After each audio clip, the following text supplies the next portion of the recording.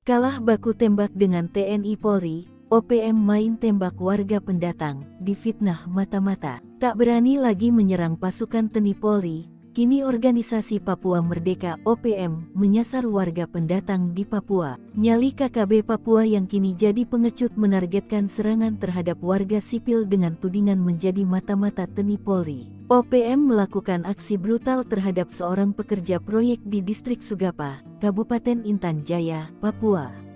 Korban tewas diketahui bernama Raymond Gustam Kailimang. Dilansir tribunpapua.com, Kepala Operasi Damai CARTENZ 2024, Brigjen Faizal Ramadhani mengungkapkan kronologi penembakan yang terjadi pada pukul 14.55 waktu Indonesia Timur itu. Menurutnya, pelaku penembakan kelompok KKB Kodap 8 Intan Jaya, Louis Kogoya. Yang melakukan penembakan adalah KKB Kodap 8 Intan Jaya, Louis Kogoya, ujar Faizal, Selasa tanggal 13 Agustus tahun 2024. Sebelumnya terdengar bunyi tembakan dari arah Kampung Wandoga. Anggota Kopasgat lalu menerbangkan drone untuk memantau area.